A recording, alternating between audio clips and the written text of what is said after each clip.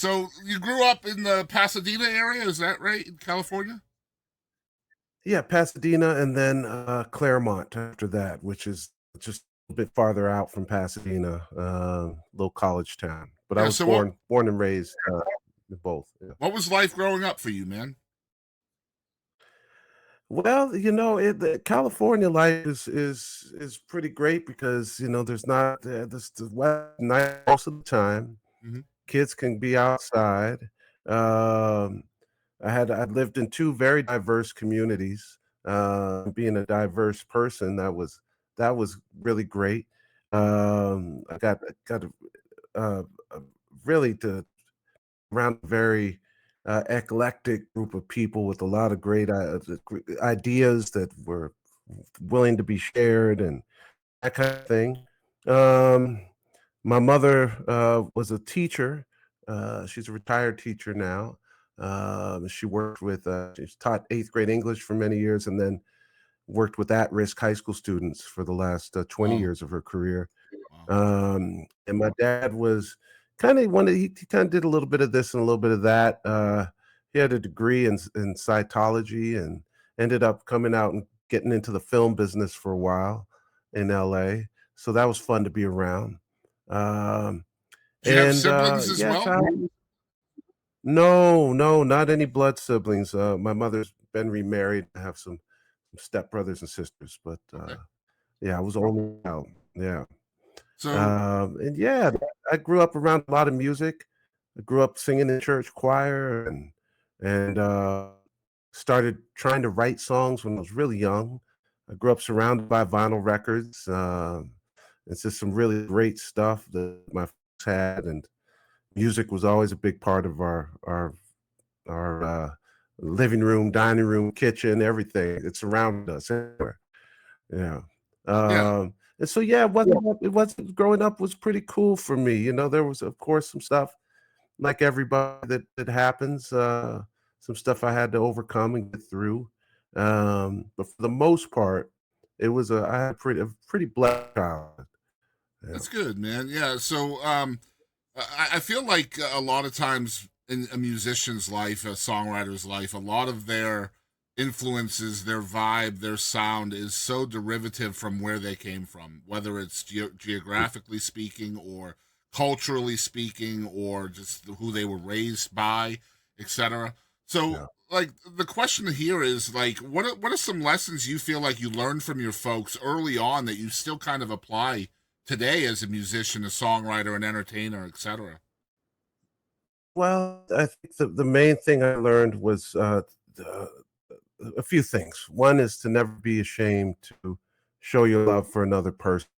Um, and that was, my parents were the first interracial couple in our neighborhood, and some stuff happened, including a cross burning on our front lawn, uh, folks trying to break into our house, um, and I learned them instead of like tucking back and being scared and feeling like they needed to stay more. They went and had a barbecue right where that cross was burning. Invited a very colorful group of friends over, Love it. very diverse, and played music and danced and sang and so I learned to be proud of who you are and be proud of who you love from a very early age. And I also learned from them uh, to to to respond with love, no matter what. Um, them going out and doing that was to me a loving response. It was saying, our arms are open. You can see us for who we are or not. That's your choice. But we're not going to fight back in any kind of way that is going to endanger you or your family like you did us.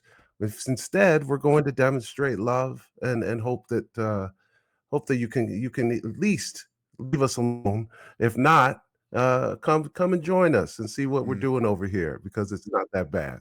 Nothing to Simply be put, afraid it's of. it's meeting division and hate with love and joy, essentially, at the end of the day. And That's right.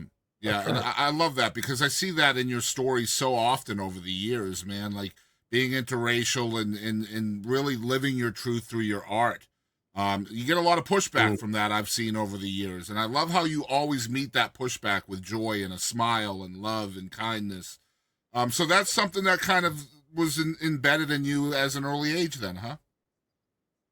It was, and I, resilience, empowerment, reminding people and reminding yourself and those who have been oppressed to never give up the fight, and also, I think that just from an early age, I got the impression from my folks that don't stop reaching out to people, just who have stayed silent for too long around the issues that affect everybody. Keep reaching out to them, keep poking them, keep trying to get through, because it's like giving up on an addict. People that are racist and complacent and all these things that we need folks not to be.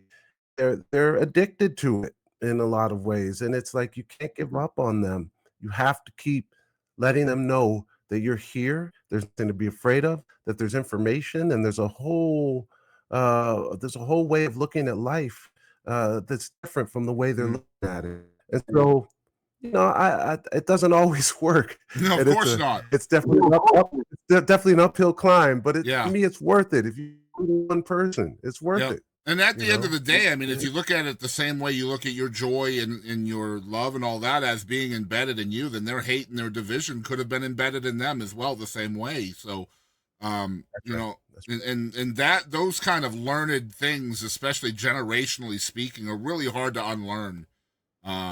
Sadly, and I think that's where a lot of our division comes from nowadays is that generational hate and just being divisive all the time and being afraid of different, right? And that just sucks, man. And I love you for not looking at that in the same way that they look at you, right? You're looking at them with joy and compassion and dignity, and some of those people don't deserve it. Let's be honest, but like you're still right. there. That's still what's been embedded in you, and that's just says everything about your character, man. I just want you to know that. Thank you, Chris. I appreciate that. And at the end of the day, anything I do reaching out to folks, it's an offering. It's